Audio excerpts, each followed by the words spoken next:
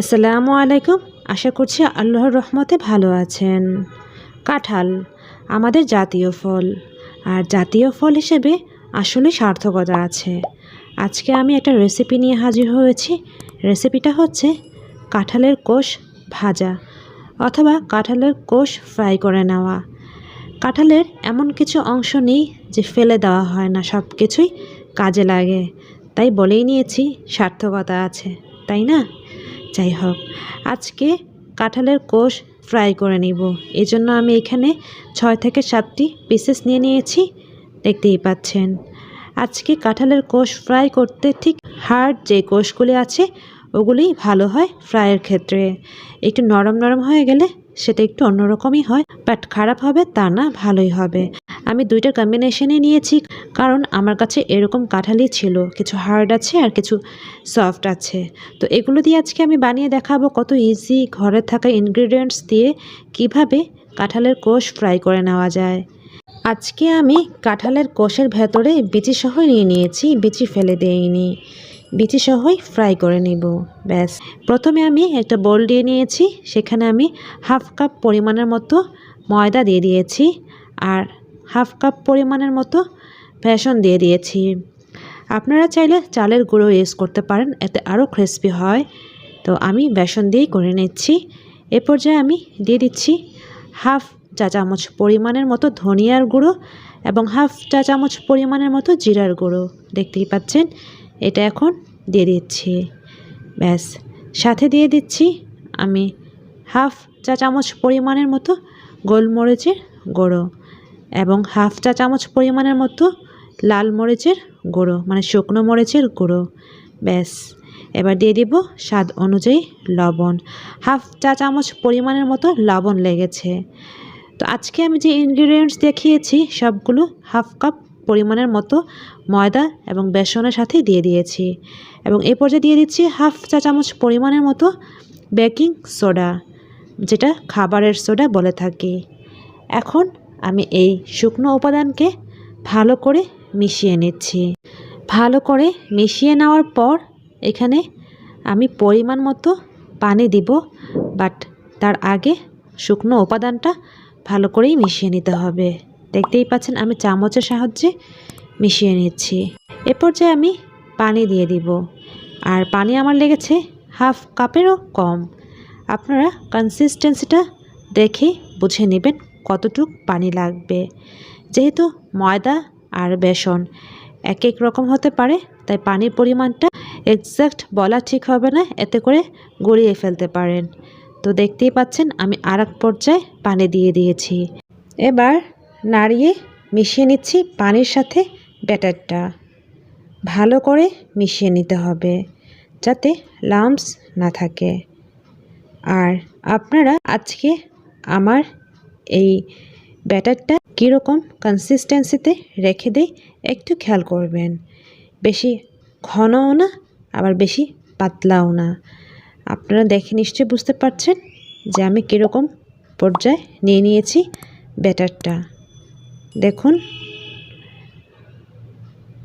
যেহেতু গোলমরিচ দিয়েছি তাই দেখতেও ভালো লাগছে। এবার আমি এখানে শক্ত এবং নরম দুই পর্যায়ে কাঁঠাল আছে, দুটাই ব্যাটারে গড়িয়ে নিয়ে ফ্রাইং প্যানে তেলের মধ্যে ভেজে নেব। পরিমাণ মতো তেল দিয়ে দিয়েছি। এবার ব্যাটারের মধ্যে একটা একটা করে কাঁঠালের কোষটুকু দিচ্ছি। আমি চামচের সাহায্য করছি, এতে করে সুন্দর হয়, তা না হলে হাতে লেগে যায়। ব্যাস, এবার আলতো করে তেলের মধ্যে ছেড়ে দিয়েছি। এভাবে সবগুলো কাঁঠাল আমি তেলের মধ্যে ছেড়ে দিব। আর চামচের সাহায্যে কিভাবে দিচ্ছি একটু খেয়াল করবেন, এতে করে ব্যাটারটা কাঁঠালের গায়ে সম্পূর্ণভাবে লেগে থাকবে। ব্যাস, এভাবে সবগুলো কাঁঠালের কোষ আমি তেলের মধ্যে দিয়ে দিয়েছি। অনেকেই অবাক হবেন কাঁঠালের কোষ আবার ফ্রাই হয় কি না। কাঁঠালের বড়া কিন্তু আছে, যেমন কলার বড়া আছে, ঠিক তেমনই কাঁঠালের বড়া আছে, অথবা কাঁঠালের পিঠা আছে। আজকে আমি কাঁঠালের কোষ বিচি সহ ভেজে দেখিয়েছি, একটু ডিফারেন্ট বলা যায়। মালয়েশিয়াতে একটা স্ট্রিট ফুডে আমি দেখেছিলাম, তখন থেকে আইডিয়া করে নিয়েছি যে আমিও শেয়ার করি, আপনাদের নিশ্চয়ই ভালো লাগবে, তাই আপনাদের মাঝে শেয়ার করে নিয়েছি। দেখতেই পাচ্ছেন আমি উল্টিয়ে পাল্টিয়ে নিচ্ছি। একটা পার্ট মোটামুটি পর্যায়ে হয়ে আসলে ঠিক তখনই উল্টিয়ে দিব। সাথে সাথে উল্টিয়ে দিবেন না, এতে করে ভেঙে যাবে।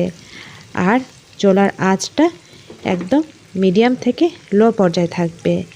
একটা পাশ উল্টিয়ে দেওয়ার পর চুলার আঁচটা লো পর্যায়ে ক্রিস্পি করে ভেজে নেবেন।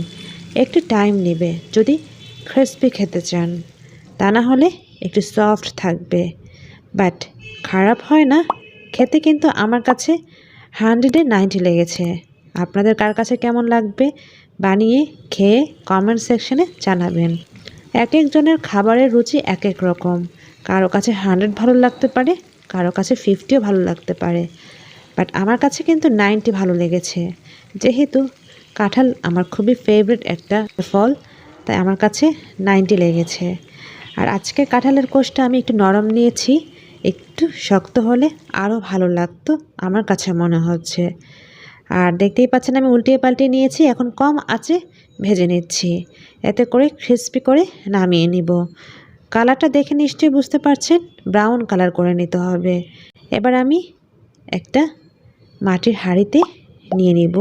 তার আগে টিস্যু বিছিয়ে নিয়েছি এক্সট্রা তেল শুষে নেওয়ার জন্য। আপনারাই দেখুন কতটা সুন্দর হয়েছে, এতটাই সুন্দর হয়েছে। এ পর্যায়ে কাঁঠালের একটা স্মেল বের হবে, যেটা আপনারা সবাই পছন্দ করবেন। তেলের মধ্যে কাঁঠাল ভাজা আসলে অসাধারণ একটা স্মেল চলে আসে। আমার কাছে খুব ভালো লেগেছে স্মেলটা। আপনাদের কার কাছে কেমন লাগে? ভাজার সময় যে একটা স্মেল আসে, সেটা কিন্তু আমাকে কমেন্ট সেকশনে জানিয়ে নিতে পারেন, এতে করে আমার ভালো লাগবে। ভাজা হয়ে গিয়েছে, উপরে একটু গোলমরিচ ছিটিয়ে দিয়েছি। আর সস দিয়ে খেতে ভালো লাগে, তাই সস বিছিয়ে দিয়েছি। আমার কাছে মনে হয়েছিল কাঁঠাল আমাদের জাতীয় ফল, তাই একটু মাটির হাঁড়িতে নিলে ভালোই লাগবে। আমি গার্নিশ করেছি মাটির হাঁড়িতে।